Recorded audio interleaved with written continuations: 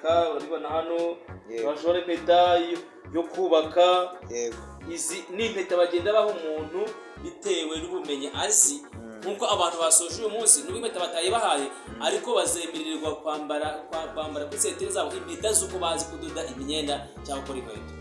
Baretse kuri ibyo ngibyo. Icya kabiri ni ikijyanye n'uko abanyeshuri bumva ishuri ushobora kuba ryabagora. Ntabwo tugora, ntekereza ko kugeza isaha kwiga mu ishuri ku kwezi bishyura amafaranga 5,000 hagati ya 5 na 7. Rero umuntu ushaka kwiga umwuga ahandi bagiye kwishyura 100, 200, ariko twe twishyuza amafaranga 7,000 umunyeshuri, kandi nayo ayo mafaranga avamo utuntu tumufasha hano mu ishuri. Ese imashini irapfuye, maintenance y'imashini, hari imashini igize ikibazo, maintenance yayo, ayo mafaranga niyo tujya ngo imashini zacu tuzibungabungira umutekano, hake imashini zidapfa zikabona maintenance none abanyeshuri bagahagarara. Ayo mafaranga nicyo dufashamo ikindi umwana akiga umwaka wose kugira ngo byibuze asoze amashuri afite ubumenyi bushobora gutuma agikemera hano hanze. Rero twandika cyane ko uretse abo twaganira n'abo turi kumwe abenshi bazi yuko hano ariho dufata umusaruro mwinshi cyangwa amafaranga menshi mu bifatika wo gutungisha umuryango. Iyo babona turi ahangaha twigomwe twaje bagira ngo tuje kuyora, ariko icyiza kirimo tuba tuje kuyora ubugingo bwa benshi. Kuko nk'abanyeshuri barangije bose n'urubyiruko tugabanyije umuzigo kuri leta, kuvuga azagabanya ubujura, bazabasha gutunga imiryango yabo. Turagusuje muyobozi, nawe muri kumwe mwese tubahaye ikaze kuri channel ya Club Ambassador. Imana ibahe umugisha. Tubashimiye yuko mwemeye ubutumire bwacu, maze bikaba bibaye ngombwa yuko mugiye kutubwira kuno munsi wagenze. Ese ubwitabire mukiri kwiga bwari bumeze bute? Mwabonaga ari ibintu bizakunda cyangwa mwabonaga atari ibintu wenda bizakunda bitewe n'imbaraga urubyiruko ruba rwashyizemo? Ubwo icyo ngicyo ni ikibazo cya mbere muza kutubwiraho, ndetse mutubwire n'ukuntu mwabonye uno munsi muri rusange. Ese mwarimu witeze muti? Mwatangira mutubwira. Murakoze cyane. Nitwa Master Guide Jacques ifite amaboko, ndi umuyobozi wa JIA mu ntara y'Ivugabutumwa mu Kigali. Yego. Ku by'umwihariko nkaba n'umwizera umuyobozi mukuru Master Guide usengera kuri Notoro rya Kimisagara. Yego.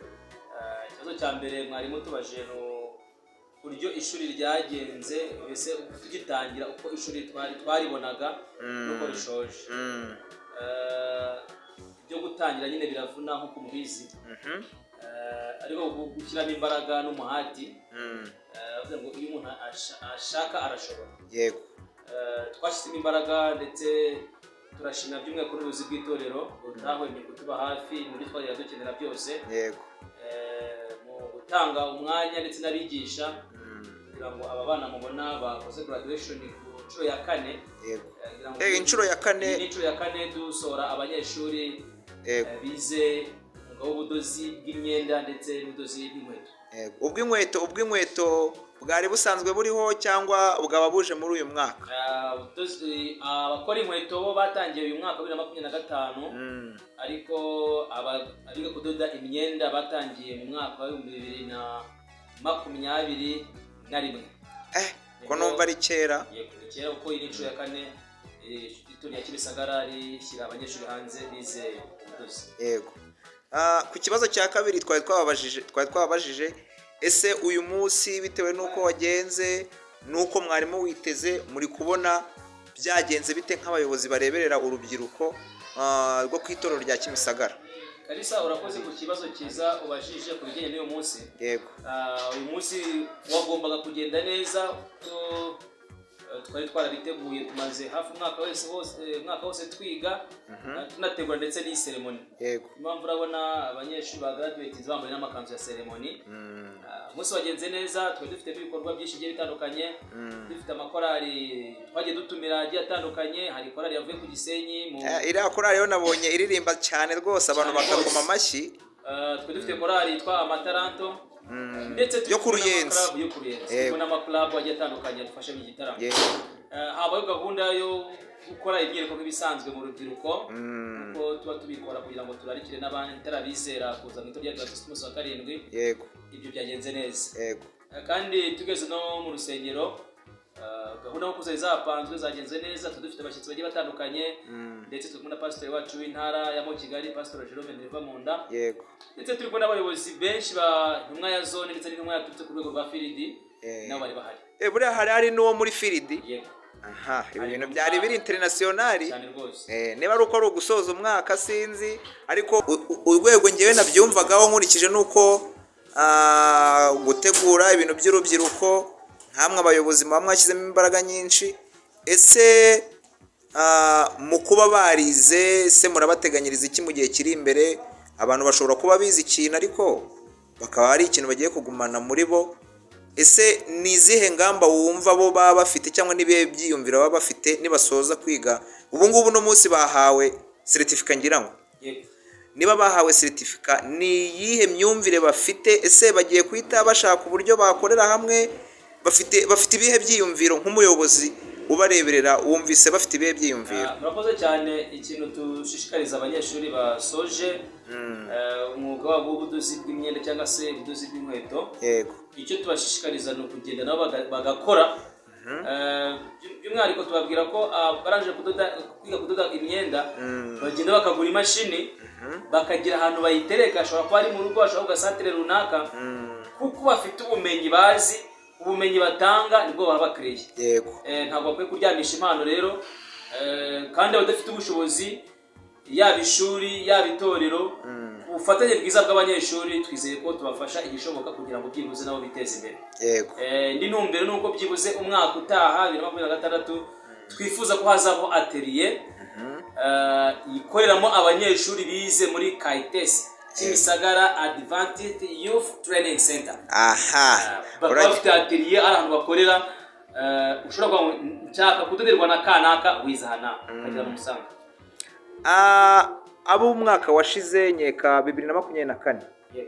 Ubu ngubu bamwe batangiye kwikorera. Birumvikana kuko no mu gitaramo twari dufite umutangabuhamya wasoje umwaka washize 2024 avuga ati ngiye ndi umuhamya wo guhamya ibyambayeho, nari umuntu ucuza agataro nsabiriza ariko ubu ngubu ndi umukozi abandi bagana bazanye amafaranga. Kuko Kimisagara muri hejuru. Muyobozi ufite amaboko Jacques, tugana ku musozo wenda w'ikiganiro cyacu, urabona muri uyu mujyi wa Kigali uko bwije nuko bukeye ibintu bigenda bihinduka, ndetse bimwe na bimwe bikaba byerekeza ku rubyiruko, kuko ntavuga nka ya ndirimbo ya korali yo ku Muhima bita abahamya ngo ndabyina ndenga, mwebwe muba mubyina murenga. Nk'urubyiruko muba mureberera, se mujya mugerageza kuba hari abo mwa training kugira ngo wenda bazabe babasimbura igihe wenda mwebwe muzamubyina murenga? Urakoze. Ngira ngo bamwe mu banyeshuri basoje amashuri hano bafite abandi bafasha. Yego. Kandi uko umwaka utashye tugenda duhinduranya abaturarena cyangwa se abigisha kugira ngo abasoje nabo bagire abandi bigisha. Ijya abayobozi b'uyu mwaka bazaba badahari, hazabe hari abandi bashobora gufasha urubyiruko. Yego. Ntabwo rero abigisha ari bamwe, ahubwo abigisha bahora no batraining abandi bigisha bazabasimbura. Wenda kugira ngo bano nabo batagenda batavuze, buri umwe tugiye kumuha niba ari igice cy'isegonda sinzi, hanyuma tukubaza ikibazo cya nyuma kugira ngo dusoze.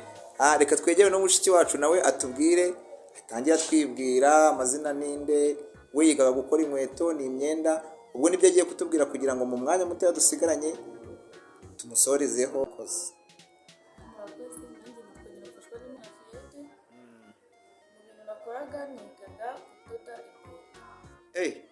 Ko bijya bigorana yuko abakobwa buriya biragoye kuba wabona umukobwa washinze, se buriya wabyita ngo ukira umaze kwiga ibintu byo kudoda akaba yahita ajya gukora.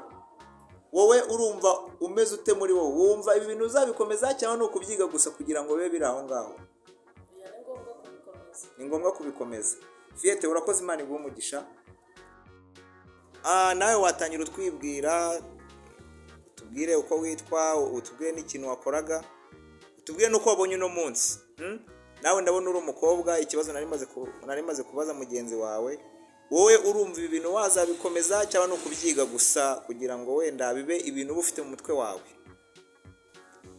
murakoze. amazina ni Josiane, nanjye nkaba ndi mu bakandida basoje kwiga muri uyu mwaka mu mashuri ajyanye n'imyuga. Rero nkaba nigaga imyuga y'ubudozi. Akahe gashya we wumva ugiye kuzana mu byo ugiye kujya ukora kugira ngo bibe byagutunga mu buzima bwa buri munsi, maze ubashe kwibeshaho muri ubu buzima nk'umukobwa, nk'inkumi iri guteganyiriza ejo hazaza? Ni izihe modeli wowe nshyashya wazana ku isoko kugira ngo ubashe kuba wakompita n'abandi bantu bari basanzwe bakora ibintu by'ubudozi? Murakoze. Singiye kure ikibazo mubajije, ariko modeli ntabwo uko bukeye nuko bwije modeli zigenda zihinduka. Ahubwo ngewe ikintu nzajya nkora ni ukujya njya kuri social media nkareba modeli zigezweho, kandi ni intego yo kujya nkorera abakiriya banjye ubaha serivisi imeze neza. Josiane, urakoze, Imana iguhe umugisha. Watubwiye ko witwa Byinshi Eric, ni izihe risike wavuga mwagiye muhura nazo, cyangwa se n'izihe mbogamizi mwagiye muhura nazo ubwo mwigaga kudoda inkweto ndetse no kuzikora? Ni ibihe bintu byagiye bibabangamira ubwo mwigaga mukabona yuko nyine ibyo bintu ari risike wabwira n'undi muntu wese akumva yuko ibintu mwigaga atari iby'ubuntu gusa, ahubwo bisaba no gushyiramo agatege? risike zose ziba ari nyinshi. Risike ziba ari nyinshi. Icyangoye mu buzima bwanjye ni ukwicara nk'umuntu nyine nk'umukorodoniye muri rusange. Kwiga kwicara ugafata icyo uri gukora ukagira aho kigomba kuba kiri, ni ibintu bigoye. Gutobora urukweto ukongera ugakururamo urudodo, ni ibintu nyine iyo ukuruye nabi haza agace kamwe akandi kagasigaramo. Haza agace kamwe k'urudodo. Ubwo rero umaze gususuka cyangwa rwamaze kubohoka ruba rwamaze gupfa, biba byara. Byinshi, ni izihe risike nkawe ku giti cyawe wigeze uhura nazo? Se habayeho kwitobora? Njya mbona hari abantu bakatisha, sinzi n'ibyo bakatisha, sinzi wenda bitubwiraho. Biriya baba bakatisha byo byitwa ngo iki? Iriya bayita imparasuka. Inki? Imparasuka. Imparasuka. Hakabamo n'umukasi nyine wo gukoresha. Umukasi wo ndawubona. Ni umukasi wose ubonetse? Imikasi yabugenewe, nk'uko mushiki wacu yavuze yuko ari umutayeri. Umukasi wakoresha wakata n'imyenda, wakata igitambaro ugiye kudoda ibibaya runaka. Ubwo rero wafasha no gukata icyo bita regizime cyangwa uruhu kugira ngo ubone biyeze. Ubwo regizime ni iki? Ku bantu batabizi, regizime wasobanura ko ari iki? Urakoze. Regizime ni ka kantu k'umukara ubona bashyira ku kuvureri. Bacamo imishumi kandi bakakarambikamo. Ushatse rero ukoresha regizime cyangwa ugakoresha uruhu bitewe n'icyo ushaka, bitewe n'ibara ushaka cyangwa n'icyo ushaka uburyo gikomeyemo. Ubwo regizime ni karite ya mbere, uruhu ni karite ya kabiri. Nagize ngo uruhu nibwo rukomera kurusha regizime. Yego, uruhu nibwo rukomera kurusha regizime, ni uko mbishyize ku mugabo. Okay. Byinshi, tugana ku musozo. Wigeze witobora? Witobora pe ntibyabura. Waritoboye? Ijomba ufasheho ufite impuhwe z'urukweto ibyawe. Iki washishikariza urubyiruko rwaba rushaka kuza kwiga uyu mwuga wo gukora inkweto? Umwuga wo gukora inkweto rero, nubwo ubona yuko nyine bigoranye mu kwiga kwicara muri pozisiyo zisabwamo, ariko iyo wabyize birafatika rwose. Muhanga yaravuze ngo wiga rutuwanga, kandi hano ku ishuri rya Kimisagara mu Kove ntabwo twishyuza amafaranga menshi nk'ay'ahandi, ku buryo utaza ngo wige. Muri make biba ari iby'itorero muri rusange, ahubwo icyo ngicyo ni nk'igishoro. Ni impano y'itorero. Yego. Ni ubuntu ariko si ubusa. Ariko Imana ikunda abantu pe. Imana ikunda abantu. Byinshi wakoze kubana natwe, Imana iguhe umugisha. Kapiteni ifite amaboko Jacques. Hari abantu benshi bashobora kukubona bakavuga bati se ibi bintu aba yambaye ubundi ibi bintu bibonwa bite kuko ibi bintu biri mu bintu bitraininga abantu cyane kuba baza mu cyiciro cya jiya. Noneho kuba mwavanzemo n'ikintu bita umwuga, wavuze yuko umwaka utaha muzaba mufite aturiye yigisha haba kudoda imyenda, haba gukora inkweto. Sinzi wenda niba hari ibindi bintu mujya mwiga, ubwo nabyo urabirasaho kugira ngo nabyo twumve niba bihari n'ababa bashaka kuzaza kubyiga ubwo wawe babonye rugari. Ese iyo mufunguye nk'ishuri, hari abantu mubona baza ibintu bazabigira bizinesi, cyangwa mubona ari abantu baza bashaka no kuzatraininga abandi? Urakoze Kalisa ku kibazo cyiza ubajije. Twebwe twigisha urubyiruko tuba tugamije kugira ngo urubyiruko rwacu rw'itorero muri rusange tujye tubanza umunsi wa karindwi bwikure mu bukene. Ntabwo tuba twifuza kubona urubyiruko rw'itorero rwandagaye ngo babuze icyo gukora, ahubwo turabafata tukabigisha imyuga, kandi benshi hari aho byabakuye nawe bimaze kubageza. Uyu mwaka dufite porogaramu ebyiri zo kwigisha ubudozi bw'imyenda ndetse no gukora inkweto, kandi barasoje porogaramu yabo. Mu myaka yagiye ibanza dufite amaporogaramu agera mu porogaramu 4. Dufite porogaramu yo kwiga amashanyarazi, dufite porogaramu yo gukora amasabune. Ubu mwize no gukora amashanyarazi n'amasabune? Abantu benshi besitara hano, haba ku rusengero, haba amazu y'abizera, ni abantu baba barize hano mu ishuri ry'imyuga rya Kimisagara Adventist Youth Training Center bize hano. Icyo tuba tugamije ni uko urubyiruko rutandagara hano hanze ngo rwabuze icyo gukora, ahubwo tukabigisha imyuga yo kugira ngo byibuze bifashe kwiteza imbere. Ese dushingiye kuri iyi myuga ibiri, gukora inkweto no kudoda, kugira ngo umuntu yinjiremo, hari abantu bashobora kuvuga bati twabuze amafaranga yo kwiga, ariko bakumva hano nko ku itorero rya Kimisagara hari uburyo mwabagenzi. Murakoze cyane kuri iyo kibazo. Kimwe cyo wari uvuze ku bijyanye n'imyambarire, babonaho umuntu ese bigenda bite. Iyi ni uniforme cyangwa se ni imyenda y'urubyiruko bambara. Umukandara dushyiraho impeta, babyita impeta z'ubukorikori. Bishatse kuvuga ngo ni impeta y'ibyo umuntu aba azi gukora. Ushobora kubona impeta y'ubutetsi, ushobora kubona impeta yo kuba nzi koga, ushobora kubona impeta yo kuba umuntu azi gukanika, urabibona hano. Ushobora impeta yo kubaka. Izi ni impeta bagenda baha umuntu bitewe n'ubumenyi azi. Nkuko abantu basoje uyu munsi n'ubwo impeta batayibahaye, ariko bazemererwa kwambara kuri sentere zabo impeta z'uko bazi kudoda imyenda cyangwa gukora inkweto. Uretse kuri ibyo ngibyo, icya kabiri ni ikijyanye n'uko abanyeshuri bumva ishuri ushobora kuba ryabagora. Ntabwo tugora, ntekereza ko kugeza iyi saha kwiga mu ishuri ku kwezi bishyura amafaranga 5,000, hagati ya 5 na 7. Rero umuntu ushaka kwiga umwuga ahandi bagiye kwishyura 100, 200, ariko twe twishyuza amafaranga 7,000 umunyeshuri, kandi nayo ayo mafaranga avamo utuntu tumufasha hano mu ishuri. Ese imashini irapfuye, maintenance y'imashini, hari imashini igize ikibazo, maintenance yayo. Ayo mafaranga niyo tujya ngo imashini zacu tuzibungabunge umutekano, hake imashini zidapfa zikabona maintenance, none abanyeshuri bagahagarara. Ayo mafaranga nicyo dufashamo, ikindi umwana akiga umwaka wose kugira ngo byibuze soze amashuri afite ubumenyi bushobora gutuma agikemera hano hanze. Rero twandika abanyeshuri, tubandika hano ku rusengero, bashobora gusanga umuyobozi w'icyiciro cy'urubyiruko hano ku rusengero, ashobora kugana sekretariya y'itorero bakamwandika, ndetse akaba yanagana n'ubuyobozi bw'ishuri ahangaha bakamufasha kugira ngo babe information zirenze izo hanze ahangaha. Ubu n'uyu mwaka bari kwandika? Mwaka bari kwandika rwose, baranatangiye abaziga muri 2026. Jacques, tugana ku musozo, ni ubuhe butumwa waha abari badukurikiye kugira ngo nabo babe bakunda icyiciro cya jiya? Kuko urumva abantu benshi bashobora kugikunda bitewe n'ibyo bagikuramo. Hari abaciye umugani ngo intumwa hajya y'i Burundi ngo yabwiye ngo ngiyi Rwanda ngo gira ute harya huguha. Urumva ku itorero twungukiraho ibintu byinshi nk'urubyiruko.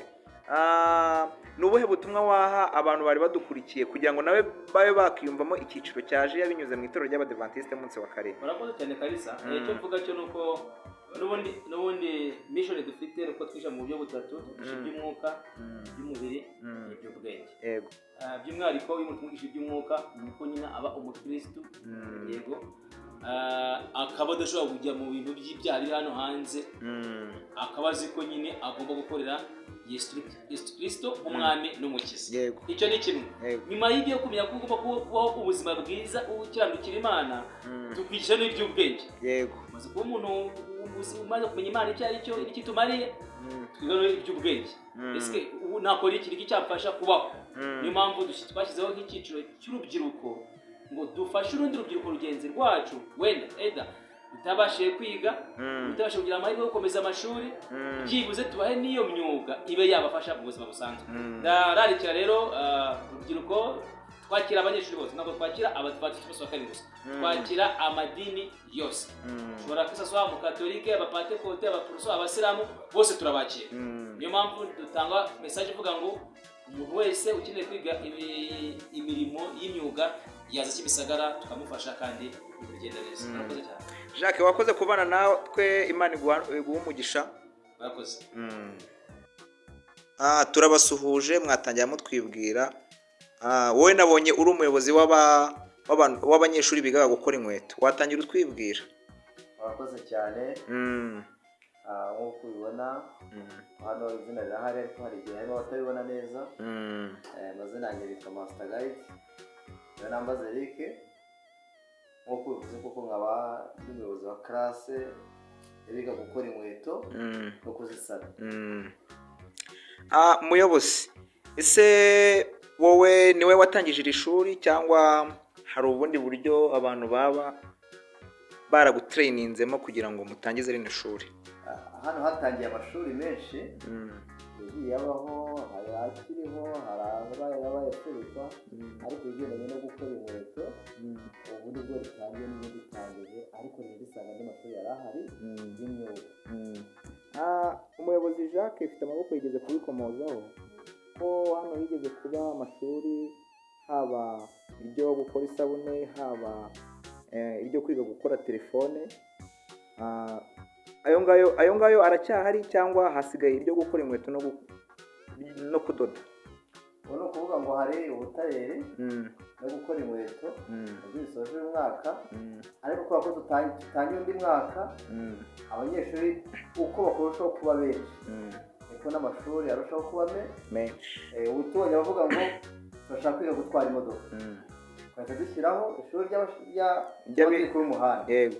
Twavuga tubonye ngo nka 20 cyangwa 10 babo turashaka kwiga guteka, dushyiramo ibyo guteka. Bivuze ngo dufungura amashuri dukurikije n'abanyeshuri tugire mufite n'icyo bagambiriye cyane cyangwa bakeneye cyane kuri bo.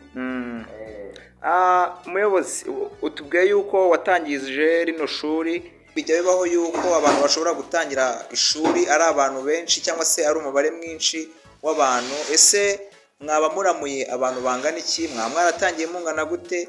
Uri kubona ugereranyije n'uko wabibonaga bagitangira, uri kubona ari uwuhe musaruro mubonye kuri aba banyeshuri basoje?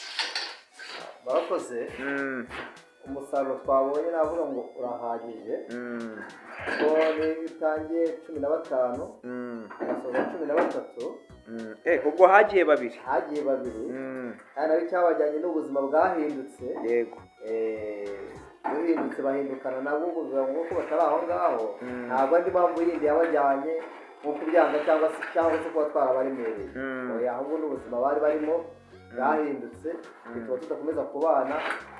Kuba haratangiye 15 akaba tuje 13 ni uburyo gushimira Imana cyane. Buriya biragoranye yuko abantu bashobora gutangira ngo basoze bose, none wowe ndumva ataranagiye n'abantu benshi. None nk'umuyobozi watangije rino shuri, ni iki muri guteganyiriza abanyeshuri bigaga kugira ngo haba mu buzima bwa buri munsi ibyo bize bizabashe kuba byabagirira akamaro? Icyambere icyo twabafasha ni ukubashishikariza guhita bajya mu murimo. Nkabakomeza kubaba hafi, n'ubundi umwarimu n'umubyeyi uko byamera kose bahora hafi y'abana cyangwa y'abo bareberera. Buri munyeshuri nawe ni nk'umwana kuri mwarimu cyane. Tuzakomeza tubabe hafi mu buryo bwose bushoboka, mu gutanga ibitekerezo, gutanga ubushobozi aho bitagenze neza, ndetse ibyo twabanje twizeye ko bigenze neza, bisigaye no kubaha ibitekerezo, tukabashishikariza kwinjira mu murimo. Umuyobozi, tugana ku musozo, urubyiruko ni urubyiruko nyine. Urubyiruko ruragora kugira ngo ubashe guhuza ibi bintu n'umuryango. Ibi bintu ubihuza gute kugira ngo ube wabana n'urubyiruko rwawe ndetse ubihuze n'uyu mwuga? Ese mwigaga ryari ibi bintu wabihuzaga gute? Twigaga inshuro ebyiri mu cyumweru, twiga kuva saa 9 kugera saa 11, twiga kuwa kabiri wa leta no kuwa kane wa leta, bihuza n'umuryango rero. Kubwanjye sinabyishoboye, aho Kristo ari muri jyewe, amen, byose birashoboka. Kubwira umuntu ngo witaye ku muryango, witaye ku bakiriya ufite, witaye ku banyeshuri, ntabwo byapfa guhita byumvikana. Cyane ko uretse abo twaganira n'abo turi kumwe, abenshi bazi yuko hano ariho dufata umusaruro mwinshi cyangwa amafaranga menshi mu bifatika wo gutungisha umuryango. Iyo babona turi aha ngaha twigomwe twaje, bagira ngo tuje kuyora, ariko icyiza kirimo tuba tuje kuyora ubugingo bwa benshi. Kuko nk'abanyeshuri barangije bose n'urubyiruko, tugabanyije umuzigo kuri leta, kuvuga azagabanya ubujura, bazabasha gutunga imiryango yabo, bafashe n'itorero. Kubw'ibyo rero icyo nicyo cyari gishimishije cyane. Iyo umuntu uzifuza guhindura isi yose, ko ntiwabishobora, ahubwo nuhindura umuntu umwe uzaba washoboye guhindura isi mu buryo butagoye. Twegereza umusozo, dusa nkaho tunasoje, ni iki washishikariza urubyiruko rutari rwaza muri jiya kugira ngo rubone bino byiza? Twavuganye n'umuyobozi Jacques atubwira yuko kuzamo hano amafaranga asabwa ntabwo ari menshi pe, ntabwo ari menshi ugereranyije n'uko hanze biba bimeze. Ni izihe mpanuro wowe waha urubyiruko rushaka kuzazamo? Ni iki wabashishikariza tugana ku musozo? Ni ukuvuga ngo ntabwo twavuga ngo amafaranga ntabwo ari menshi, kuko ntahari. Icyo tugusaba cya mbere ni ubushake. Bisa nkaho ari ubuntu. Ntabwo ari bisa nkaho ari ubuntu, ni ubuntu. Ubuntu bwongewe mu buntu. Icya mbere ni ubushake wowe ubwawe. Ukagira igihe cyo kwigomwa izindi gahunda zindi wari urimo, ukaboneka mu byigisho, ukaza tugafatikanya.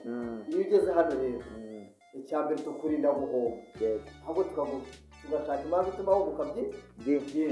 Icya mbere habujuje ukeneye iby'umubiri, tukakongera iby'ubwenge. Hakabujuje ufite iby'ubwenge, tukakongera iby'umwuka. Bivuze ngo rero ntabwo nta gihombo na kimwe ushobora kuba wongera wageze aha ngaha. Icyo nicyo twifuriza urubyiruko rutaraza. Birashoboka kuba rutaraza si uko rubyanze, ahubwo ntabwo ruramenya ibyiza birimo. Ikindi no kudasobanukirwa. Ariko iyo turi mu mashuri nk'aya ngaya, turimo twigisha urubyiruko nk'aba bose bari aha ngaha, dufite icyizere cy'uko n'abandi bazaza. Uko twaje, uko mwaje n'abandi baje, twizeye ko n'abandi bazageza gute bagomba kuza. Kandi ntabwo ndashobora ko abantu bose bazira rimwe, kuko ntabwo bumvira rimwe. Niba muri iri shuri hari ababoneka ari uwa mbere, undi akaboneka ari uwa gatanu, ariko babonetse mu ishuri rimwe. Twizeye ko n'abandi bazaza, kuko n'ubundi nk'ubu iri shuri aho bamwe bavuye hagiye guhita hajyamo abandi. Kandi na ba bandi badashaka kuza muri jiya, kuko nitubabwira jiya bazahita bumva kuza mu itorero, bazaze biga imyuga. Baze biga imyuga, tuzababwira ibisabwa ku myuga, baze bige. Ntabwo tuzabaka ibyo abandi badatanga, ibyo bazasanga abandi batanga ibyo bazageza gute bazatanga.